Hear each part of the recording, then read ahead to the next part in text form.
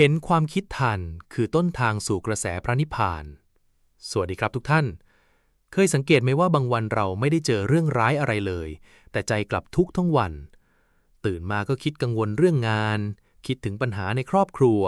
คิดถึงเรื่องในอดีตหรือกังวลอนาคตที่ยังมาไม่ถึงทั้งที่ความจริงในขณะนั้นเราอาจกำลังนั่งอยู่เฉยๆแต่ใจกลับวิ่งไปไกลจนเกิดความทุกข์ขึ้นมา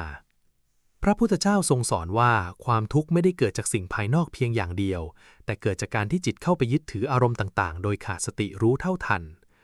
หลวงพ่อเทียนจิตตสุโภจึงสอนเอาไว้ว่าความทุกข์เกิดขึ้นเพราะเราไม่เห็นความคิดลองพิจารณาดูให้ดีตัวความคิดนั้นจริงๆไม่ใช่ความทุกข์ความคิดก็เป็นเพียงปรากฏการณ์อย่างหนึ่งของจิตเกิดขึ้นแล้วก็ดับไป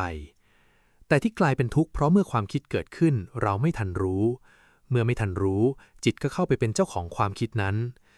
คิดเรื่องที่ชอบก็เกิดความโลภอยากได้อยากมีคิดเรื่องที่ไม่ชอบก็เกิดความโกรธความขัดเคืองคิดเรื่องที่ไม่เข้าใจก็เกิดความหลงความสับสนแล้วอารมณ์เหล่านี้ก็นำความทุกข์เข้ามาสู่ชีวิต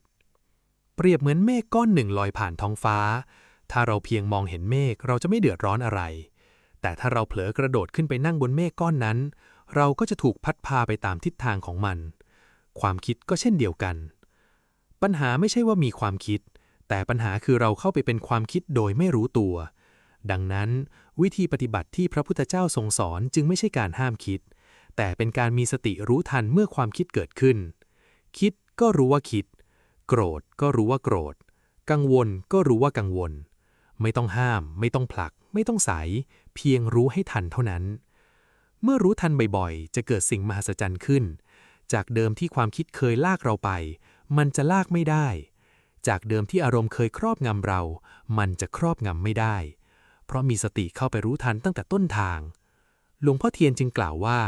คิดปุ๊บรู้ทันปั๊บนี่คือหัวใจสำคัญของการภาวนาเมื่อสติเกิดบ่อยขึ้นจิตจะค่อยๆเปลี่ยนแปลงความหลงลดลงความยึดมั่นถือมั่นลดลงปัญญาเริ่มเห็นความจริงว่าทุกสิ่งเกิดขึ้นตั้งอยู่และดับไปแม้แต่ความคิดที่เคยสำคัญนักหนาก็เป็นเพียงสิ่งชั่วคราวเมื่อเห็นเช่นนี้บ่อยๆใจจะค่อยๆเป็นอิสระนี่เองคือจุดเริ่มต้นของความเป็นพระอริยบุคคลและเป็นต้นทางของกระแสพระนิพพานตามที่หลวงพ่อเทียนกล่าวไว้วันนี้ลองเริ่มต้นง่ายๆไม่ต้องรอให้มีเวลามากเพียงหมั่นรู้กายสังเกตใจตนเอง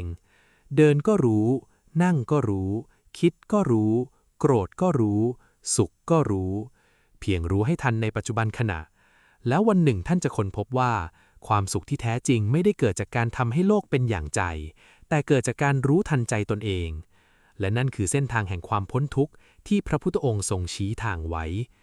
ขออนุโมทนาเจริญในธรรมทุกท่านครับสาธุ